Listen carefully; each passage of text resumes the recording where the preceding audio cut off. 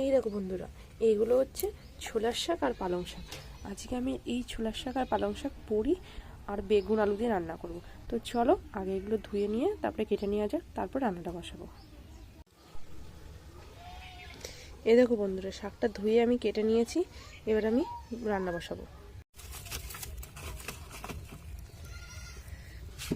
কড়াই গরম হয়ে গেছে, তাই কড়াই দিয়ে দিচ্ছি সর্ষের তেল।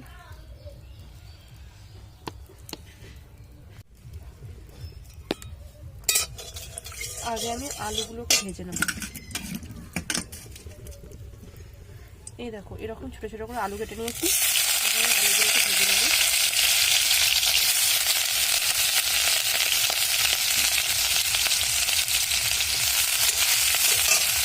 আলুগুলো ভাজা হয়ে গেছে, এবার আমি তুলে নেব।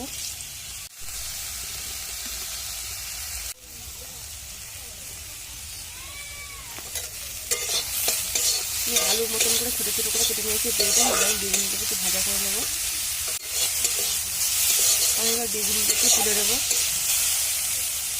এবার কড়াই দিয়ে দিচ্ছি তেল, কালো জিরে আর দুটো গোটা শুকনো লঙ্কা ফোড়ন। এর মধ্যে আমি কটা বড়ি ভেঙে গুঁড়ো করে দিয়ে দিচ্ছি। দেখুন বড়িটা ভালো মতন ভাজা হয়ে গেছে, এর মধ্যে এবার শাকটা দিয়ে দেবো। এর মধ্যে আমি দিয়ে দিচ্ছি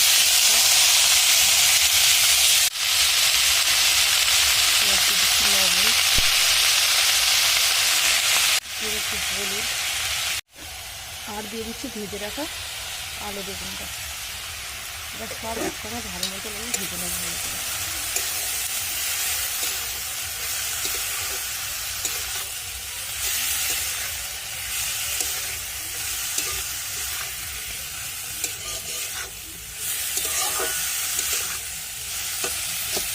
গ্রামের মানুষের যখন কেমন জল বেরিয়েছে, এই জলেই আমার এই বড়ি বেগুন সব আরও ভালো সিদ্ধ হয়ে যাবে। তো শীতকালে আমাদের এখানে প্রায় ঘরেই এই শাক হয়। এই শাকটা খেতে খুব ভালো লাগে।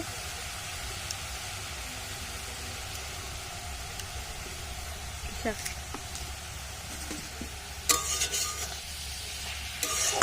কাটার সময় মনে হলো কতগুলো, রান্না করলে অল্প একটুখানি।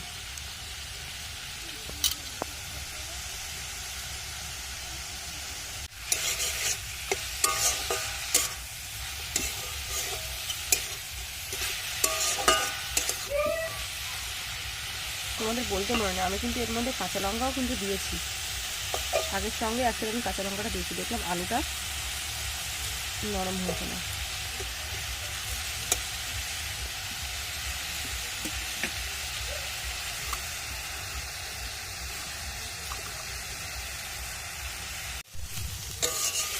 দেখো আমার জলটা কিন্তু টেনে গিয়েছে। এবার আমি সব কিছু আলু বেগুন বড়ি সব কিছু একসাথে এরকম একটু ঘুটে দেবো।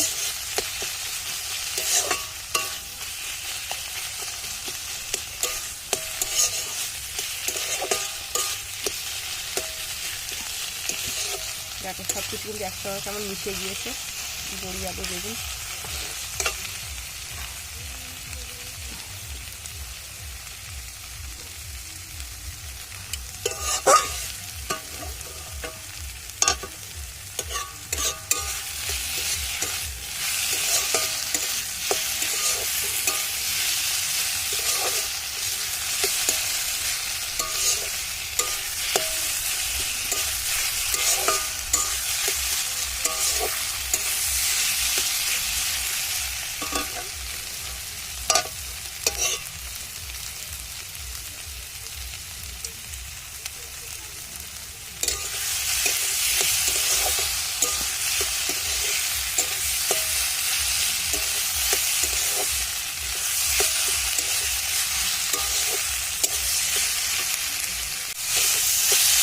শাকটা ভাজা হয়ে গেছে, তার আমি এবার নামিয়ে নেবো। তাই আজকে ভিডিওটা আমি এখানেই শেষ করছি। আমি এটা নামিয়ে নিই।